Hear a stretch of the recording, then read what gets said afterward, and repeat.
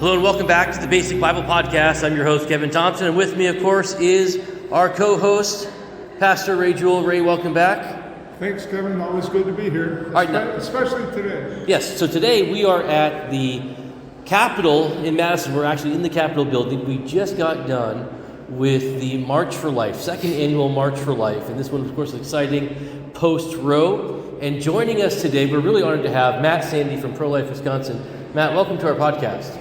Well, thank you. It's great to be here. Thank you, Pastor Ray and Kevin, for having me and for marching with us today. Well, tell us first a little bit about Pro-Life Wisconsin. Sure. Pro-Life Wisconsin was formed 30 years ago. We're going to be celebrating our 30th anniversary this fall. We're excited about that. We're a statewide total protection pro-life organization, so we do not believe in any exceptions for abortion. We do not endorse candidates that have exceptions for abortion, whether it be rape, incest, life or health of the mother, fetal anomaly, fetal abnormality. We believe that every baby has a right to life, that God does not make mistakes, and that when you codify in law the importance of one innocent human life over another, mom versus baby, that's a denial of equal protection. Anytime you make an exception, it's a denial of equal protection. We can talk a little bit about the life of the mother exception, so we have a 501c3 educational organization called Pro-Life Wisconsin Educational Task Force. That we do all the social media, all the outreach at churches, we do billboards, radio, TV, all that educational messaging across the state, not only in the air, but one-on-one, people, person to person. We love that we're a very grassroots organization. Even after these 30 years, we really do retain that feel. So that's our C3. Then we have a 501c4 legislative advocacy section of our organization. That's Pro-Life Wisconsin Incorporated. I run that. So I'm the lobbyist for Pro-Life Wisconsin. I work mainly in the State House here, pushing pro-life legislation, trying to defend against anti-life legislation. And then we have our state political action committee called the Pro-Life Wisconsin Victory Fund PAC, which I'm the director of as well. And we're in the thick of our elections this summer and fall, endorsing candidates. And again, we only endorse candidates that hold that total protection, no exceptions, pro-life position. So that's the structure of our organization. We'd like to say that we legislate, educate, and activate. Because we are at the foot of the cross with our preborn brothers and sisters down at the abortion clinics. We do sidewalk counseling. We do sidewalk counseling training, seminars. We participate in 40 Days for Life. So we're active in that way at the abortion center. Now, thankfully, there's no abortions being performed right now. Right. But, Planned Parenthood is still open, and they are still dispensing all their, contraceptives, and they're referring people for abortion down to Illinois, right, to Waunakee and Rockford coming soon, and Aurora. They're continuing to do their dirty work. And the governor, the attorney general have already said they're not going to enforce this law, even though we have an attorney general who's telling us he's not going to enforce the law. Right. Our state's top cop, right, whose duty is to, enforce laws protecting human life, is suing to overturn them. He's suing in Dane County Circuit Court to overturn our 1849 ban, which is now in effect, and no surgical abortions are taking place in Wisconsin, and no so-called medical abortions. The post-implantation chemical abortion, mifepristone. There's a Planned Parenthood facility that only does those mifepristone abortions in Sheboygan County, and they are not dispensing them. They also, though, have a DA there, Joel Romansky, who has pledged that he will enforce and is enforcing 94004. And then we have two other state district attorneys who are saying, no, we won't enforce it. Ishmael Ozan in Dane County and John Chisholm in Milwaukee County. So Call is suing. He was first suing the legislative leaders, and that didn't work because they said, look, we're legislative leaders. You can't sue the state, Senate, and Assembly. We make the law. We don't enforce the law. So now we switched to suing these district attorneys. And but the main thing that I would want to get, there's a couple things I would want to say about the 1849 ban. It's a solid. There's teeth in it, right? It's a Class H felony for intentionally destroying the life of an unborn child. That's 6 years imprisonment, $10,000 fine. It does have a broad and undefined life of the mother exception, which we would like to replace with moral and effective language that addresses the mother's life in a pro-life bill. And it essentially requires equal care for mom and baby. And if the physician follows that requirement, they would be immunized. They would not be subject to the penalties in the pro-life bill. We have very good legal language requiring equal care for mom and baby.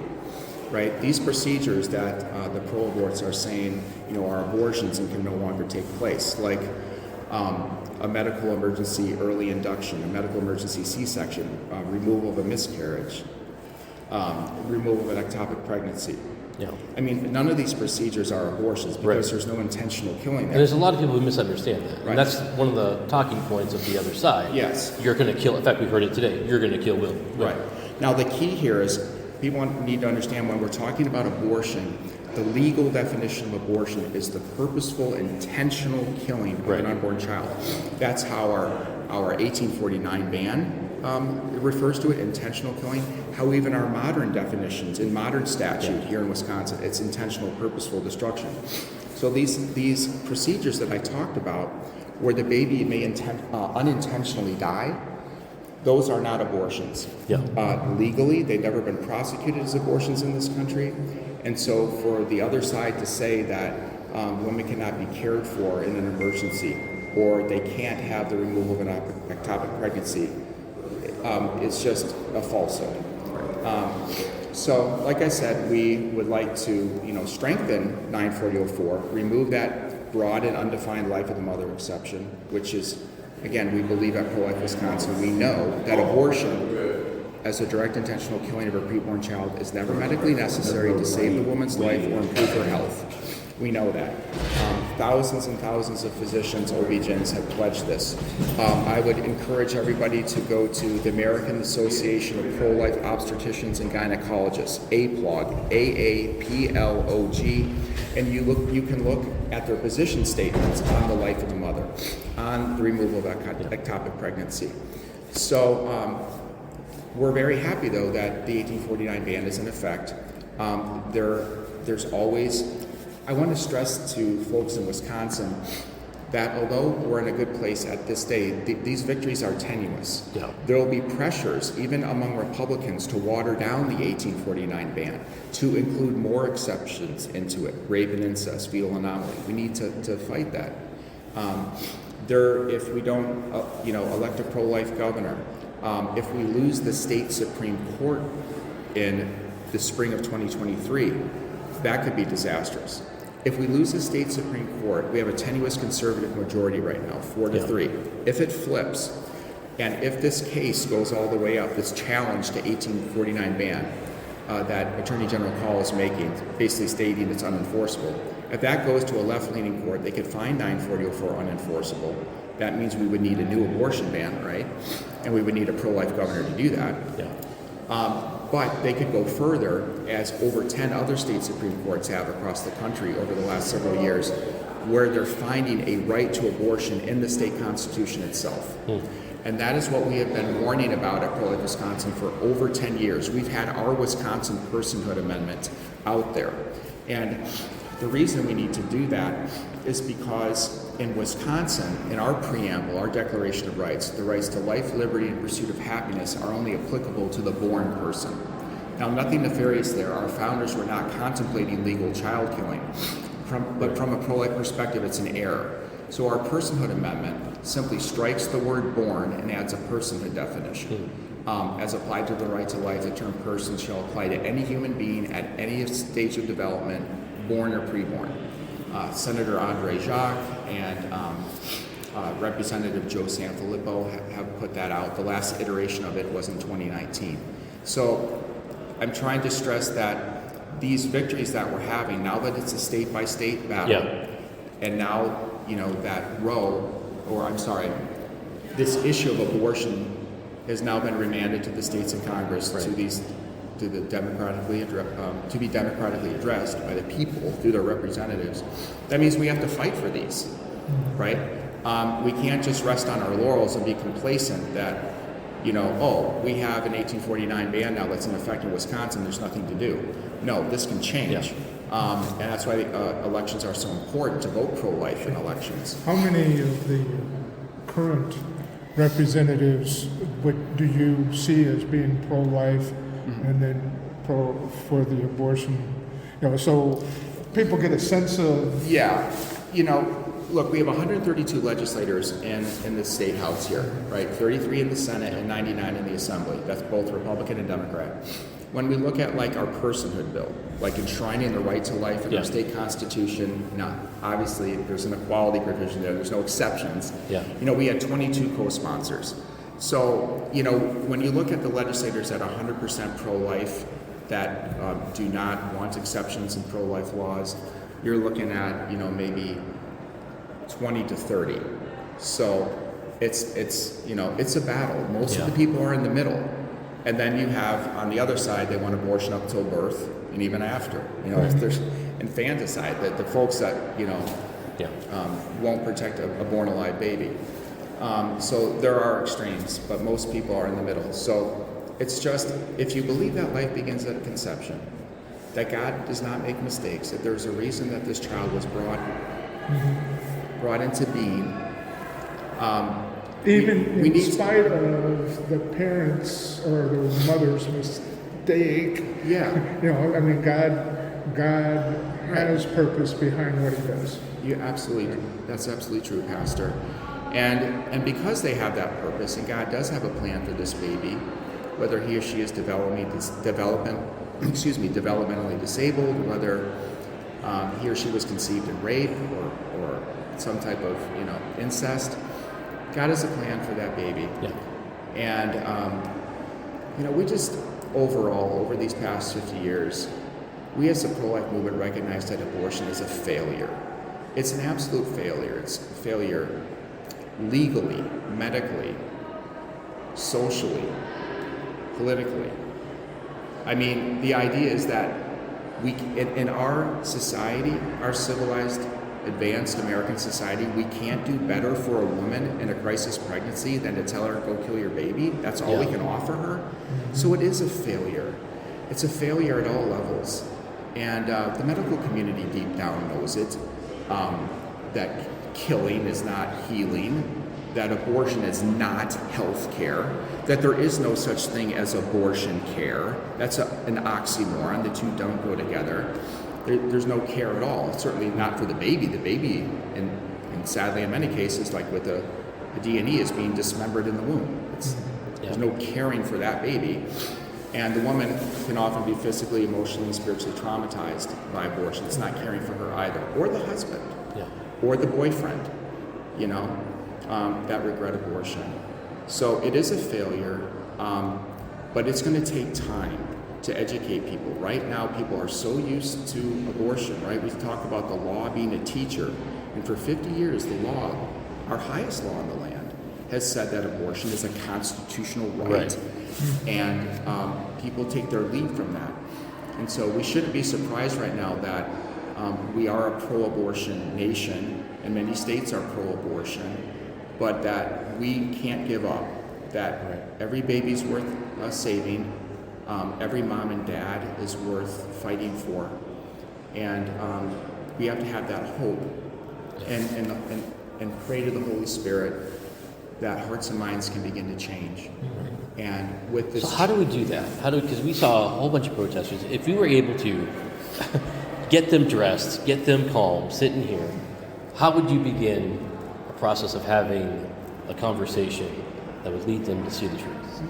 Well, you could start with science, show them a 4D ultrasound of a preborn baby. Pictures don't lie. Pictures tell 1,000 words, You would hope that they could see the biological, embryological humanity of the preborn child. That from its earliest stages as an embryo, it's a human being. Then they would have to justify killing that baby at whatever stage they deem, and then they would have to recognize, now I'm playing God, or this is relative, and I'm just picking and choosing. The best way to do this, if we believe that life begins at conception, is to protect the baby from conception. So they would have to admit, that no, I'm making choices, and then they have to realize, well, those choices could redound to you think what your benefit is now, but later in life it could not, because you're either a person or you're property. And if we can deem, at a certain gestational age that a preborn child can be killed legally, what's not to say that a elderly person at a certain age can be killed? That we're going to start, killing everyone over 75. Yep. They're a drain on the economy. It's too costly medically to take care of them, and that's the risk. So maybe help them to think through that when we start playing this way, it could redound to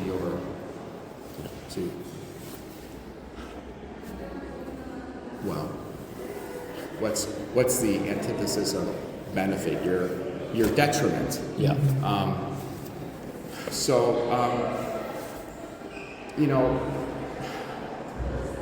It's hard because the issue has been so thoroughly politicized. This idea that we've often talked in America that we have great individual liberties, but my rights end where yours begin. Yeah. Okay, we all know that. My rights can only extend so far that they don't encroach on you and begin to hurt you. And that goes for the mom and baby in the womb. Yeah. This issue of dependency is not a good measure. It's not a good criterion, right? Because we're all dependent. Right. My kids are dependent upon me. That's right. Your 3-year-old is dependent on you. Right. If he or she were to be left alone, they would be, to exposure, they would die. So this idea of dependency doesn't make any logical sense at all. So how do you break through? We know that this is a spiritual battle. Yeah. Pastor, you know that. And the enemy has deceived us. He has deceived men and women to rationalize an abortion. We know the abortion benefits the men, right? Yeah. They can be promiscuous. They can, and this. We can hide abuse. We can hide rape. Yes, it facilitates the men. It facilitates the sex trafficking, like you're talking about, the abuse, and maybe that would be something that would touch women's hearts out here, because no one likes the sex trafficking. Right. Well, guess what covers it up? Guess what facilitates it? Abortion. Yeah. And maybe that would reach their hearts and minds. Well, we've got to run. Yeah. I wanted to say one Go thing. for it. One of the encouraging things that I saw today were all the young women Yes. Yes. who are pro-life, Yeah. and just making that statement, Yeah. and there's hope there. Yeah. Well, and I wish some of those people were here right now and having a rational conversation. Because as we're talking with you, we can see your passion, we can see your heart. You're not talking about enslaving women. You're not talking about controlling women's bodies. We're not talking about any of that. We're talking about life, and we want all life. We're pro-women. We want more women to exist. Right. We want every child to have a chance, and that's where social justice begins, as something. And to, expose the lie that a woman's life can't be fulfilling if she doesn't have this choice to kill her child. Right. That's not true. I mean, my wife has stayed home with the kids for many years, homeschooled them, but she is now back in the workforce. It's all a balance. Women can have it all. They can be a mom. They can work.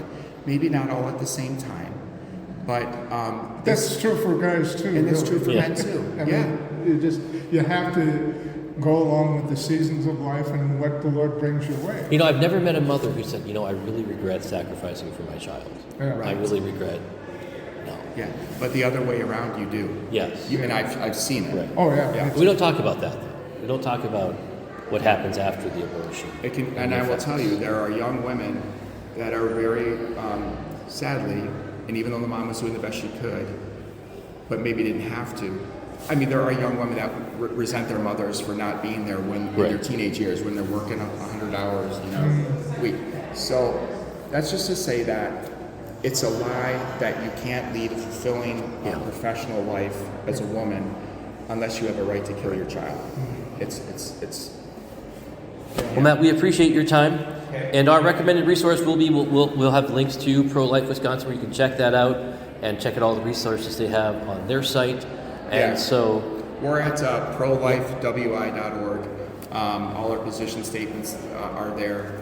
and what we believe. And yeah, we put our faith in the Lord, and we thank you for your ministry and your podcast, and we're going to continue to work and pray. We are, by the way, as we'll see in the next one, we are the Dead Babies podcast, I was told today. We'll have that interaction on our next episode. But anyway, so yeah, next week, join us. We'll have some of the interactions I had with some of the protesters out there, and just some kind of thoughts. Ray and I are going to kind of talk about that on the way back. So don't check us out, www.basicbiblepodcast.org, on Twitter and Instagram at Basic Bible, you know where it is, Basic Bible Cast, sorry. Yeah, that's it. So anyway, have a great rest of your week.